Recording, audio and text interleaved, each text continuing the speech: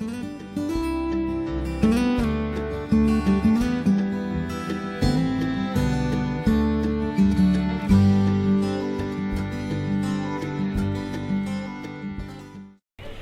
hello everyone, it's Luke from the MIgardener channel here with another very exciting episode for you today. Today we are at Gladwin High School here with a amazing group of students that have been putting on a plant sale, and it's something that I think really needs to be done more in the high schools and the public schools in general, just because there's really not a good knowledge of where food comes from. And I think one of the things that you're going to see throughout the day is that not only do they realize where food comes from, but they realize that it's important to start from seed, and that it's also important to bring a community involved in it. So it also helps with raising money for the program, which I think is so crazy because a lot of schools around us don't even comprehend that they can not only raise the plants as an educational source in like science and botany and horticulture, but they also can sell the plants like they're doing here to raise money for the program, which is one of the biggest reasons why many schools are canceling some of their additional science programs like botany and horticulture, because they see it as a kind of a funding problem. And I think that this is a great solution that they have. So we're going to do an interview with two of the students here that are kind of the higher ups in the program, and so they know some of the stuff that's going on here more than I do, and so we're going to bring them in now. So I'm going to introduce you to John and Caitlin. My name is John Mansai. I am a senior at Gladwin High School, and this is our botany plant sale. It's completely ran through our class. We have two classes, third hour and seventh hour. We completely run it during class, so it's pretty cool. We got a class of people coming into the greenhouse and work on our plants. Yeah, I'm Caitlin Mira. I'm also a senior. This is one of our science electives that we are required to take. It's not a required, like botany isn't required, but science is. So this is one of the electives we can sign up for, and it's fun. So how many students are in the program? About 60, yeah. Wow, that's really crazy. And then all grades can do the program, or is it just sophomores through seniors? Yep. Sophomores through seniors, awesome. And then the plant sale, as far as that goes, so 100% of the proceeds go back into the program? Yeah, it goes towards buying the seeds for next year and the flats and the little packages and everything. Great. And then so do you, so Caitlin, I know you're the marketing coordinator. Do you tie in some of your marketing skills, or how did that work? Is that like, are you tying in stuff from your learning that you're learning at school, or is it like you just have a passion with marketing? I'm in journalism, so like we run the school newspaper and stuff too, so I was writing an article for that, and then from there we branched out and started calling radio stations, and he helped me with that, and we had interviews with like 103 Country and things like that. Oh, that's really cool. So John, what exactly do you do with the program? Same thing as her. I just go to radio stations and talk to newspapers about promoting this sale. Awesome. So what got you to kind of inspired to do this? Was there like a prior passion, or was it because it was mandatory and you found it something that you're interested in? Or just give us the background on your personal story with like plants and your love of them. Well, for me, it was I had friends that have taken this class before, so I wanted to try it out because they said it was really fun, and that you really get like a passion with wanting to grow things because it's so cool. It's awesome. And how do you guys go about selecting the seeds or the things that you guys are going to grow? Like, how does that happen? Our teacher has a whole list of the seeds he bought, and then we all pair up with a partner, and then from there he'll like call up a seed, and then we just kind of pick which ones we want. Auction it off, kind of. That's cool. That's cool. And so, Caitlin, how did you get started with the whole program? My friends took it before too, and as a senior, we have a really open schedule, so we have choices for lots of electives, and so I decided to take another science elective. And so you didn't like start out loving, like you didn't start up as like a gardening child, you know? No, I mean I have like cactuses and stuff at home, but. So when you're growing the plants, since it's all student run, kind of how do you decide who grows what and stuff since it's all student run? Based off of the auction, once we get our seeds, we're in charge of those seeds until the plant sale. So we get the seeds ready, we plant them, and then we're in charge of those seeds. So if like someone doesn't take care of their seeds, that's their problem. And so you just want your seeds to grow, and so that's kind of our mentality there. That's really cool. And now, how is the stuff grown as far as like organic versus inorganic and stuff? For our vegetables, we don't use any non-organic fertilizer. They're not certified, but they are organic. That's awesome. That's really awesome.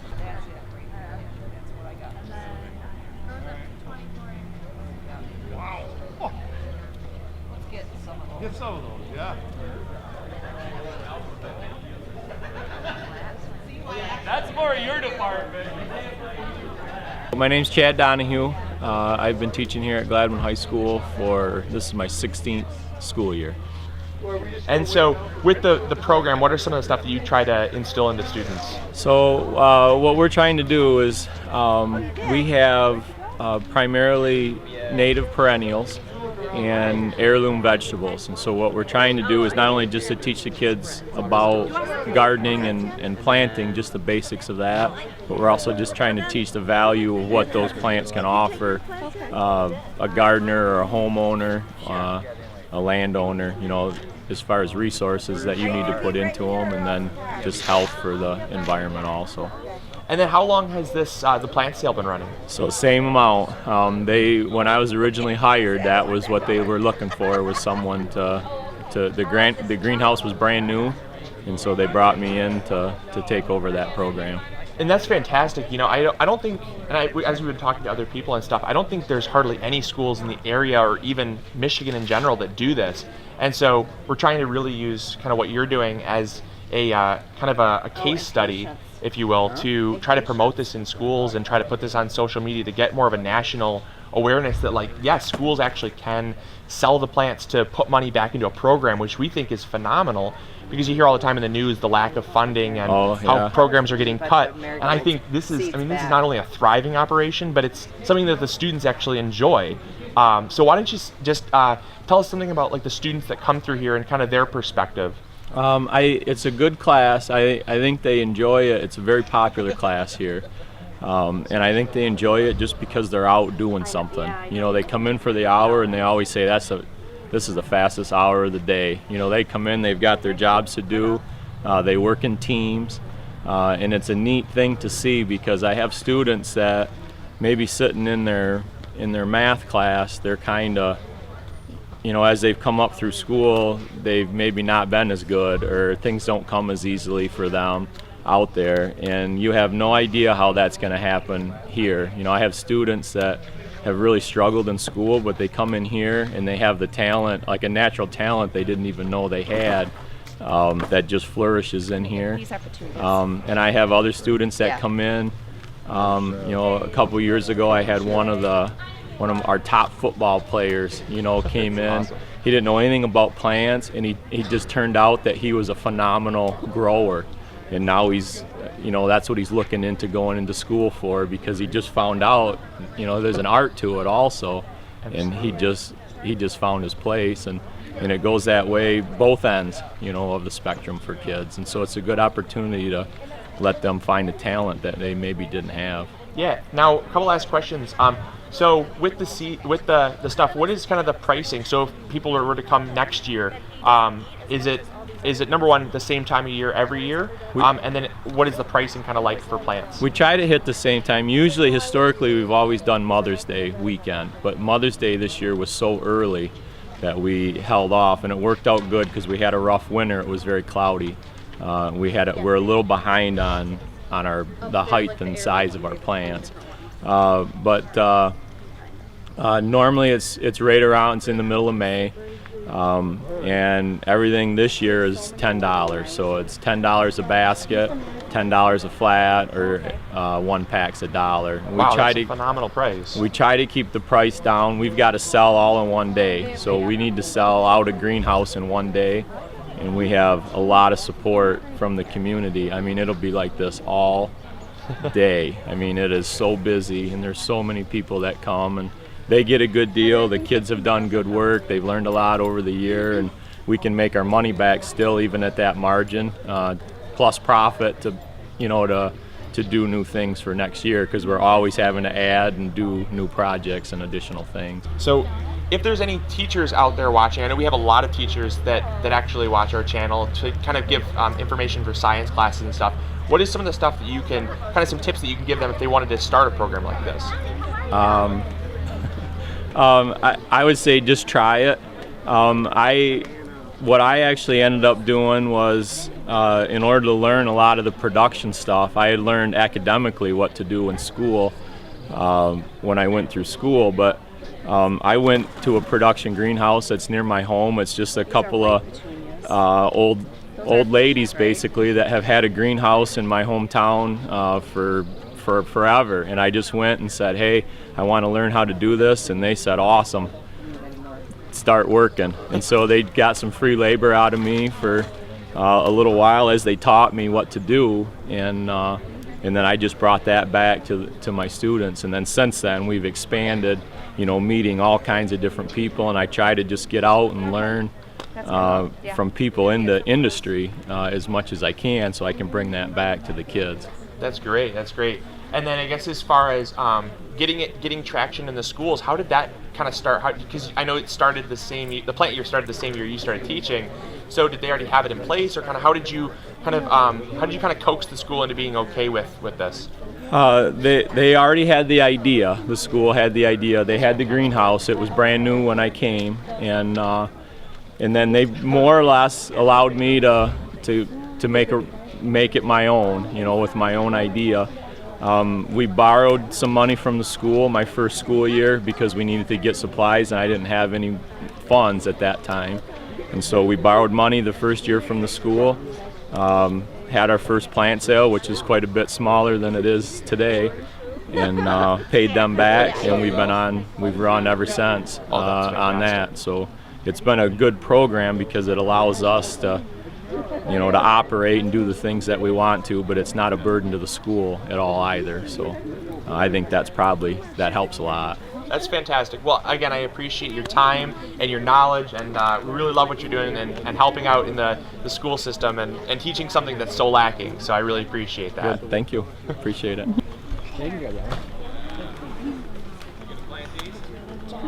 Yeah, you better plant them. Should teach you how to do it.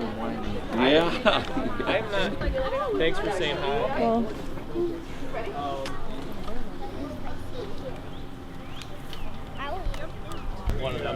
All right, so I'm actually going to start picking up some plants because I'd love to support a program like this. So we're going to do a walk around, look at some of the plants they've got.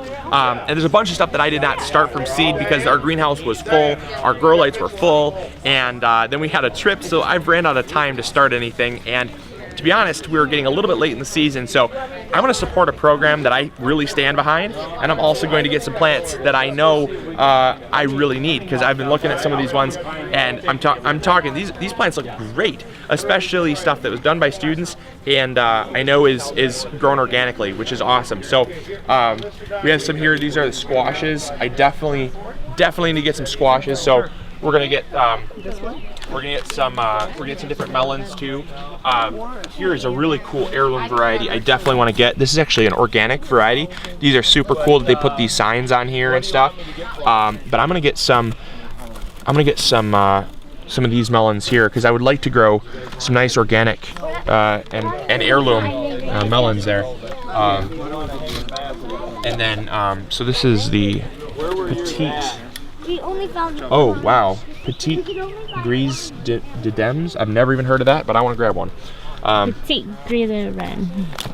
Yeah, you took French, didn't you, Cindy? Yeah.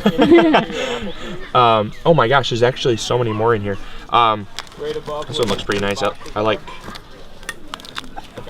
this, and the fact that you're getting a full flat for $10 is like, I mean, that's incredible. You really can't beat that price. All right, and here is a variety that I did not expect them to have. This is actually the Mexican sour gherkin, and this is a phenomenal melon. They actually look like tiny little watermelons, but they are a delicious, tart, sweet cucumber. Well, they're in the cucumber family. They're actually a gherkin, but they grow very similar. They're very cold tolerant. They're very productive, and these plants look phenomenal for how challenging they are to sprout. So we're gonna get this pack here, actually get a couple bonus plants there. So awesome job with these. I'm definitely gonna pick up 2 of these, I think. And then they also had the Armenian cucumber, which, still they look fantastic.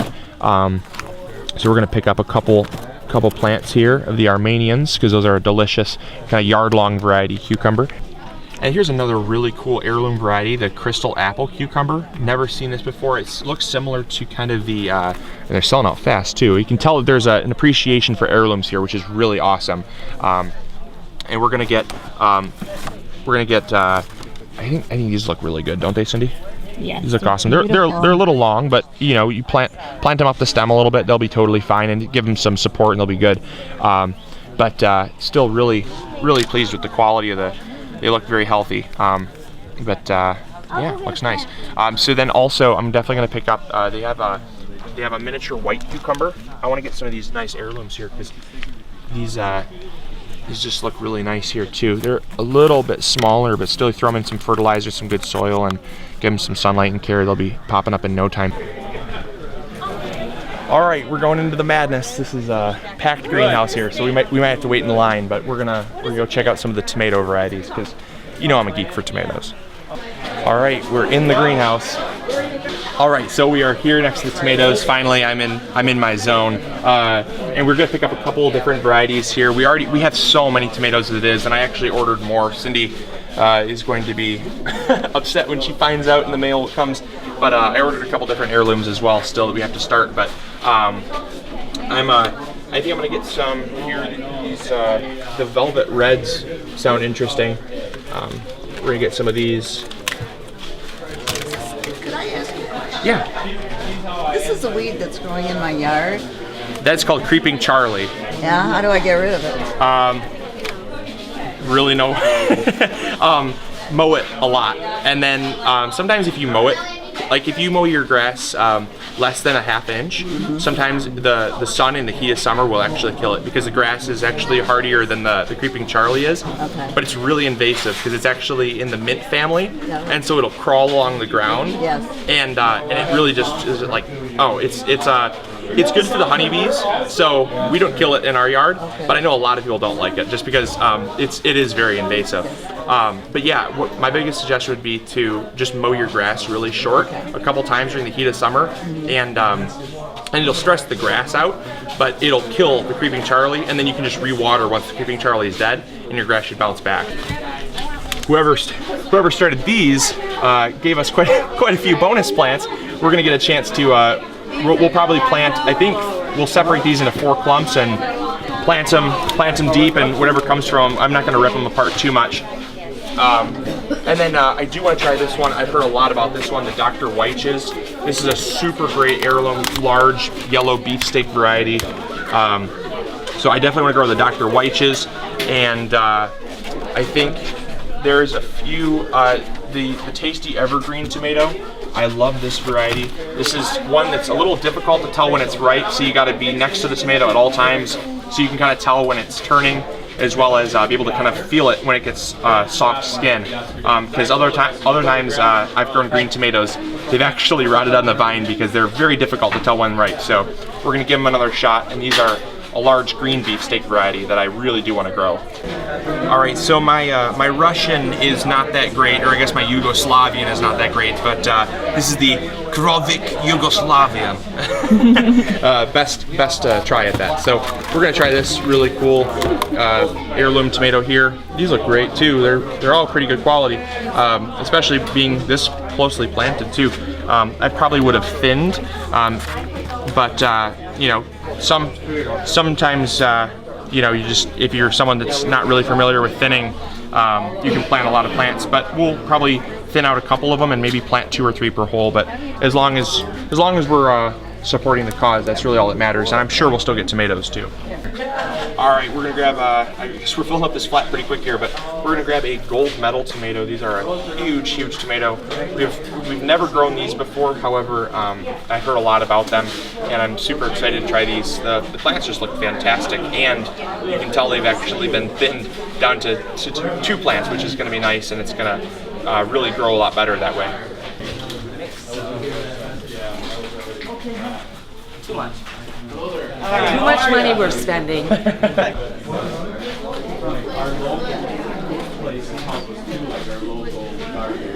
Yeah. So what we've tried to do is isolate ourselves from them so that we're not. All right, so we just checked out. $10 for this whole flat. You really can't beat it. It's an amazing price for 24 plants. That's less than 50 cents a plant. I mean, that's unbelievable. And we got some great heirlooms. I don't know where we're gonna put them, but you know, that's a gardener's thing. There's never space. We just always cram them in, and they seem to do fine. So, all right. Well, hopefully you'll enjoy it. I highly recommend checking out. We're gonna post some links to the Gladwin High School Botany's Facebook page, and I hope you all go check it out. Give them some support. tell them what a great job they're doing, and if you're interested, ask them for some information about next year. I know they do it every single year, like Mr. Donahue said, so we will talk to you all later. This is Luke from the MIgardener channel, reminding you to grow big or go home. We'll catch you all later. See ya. Bye.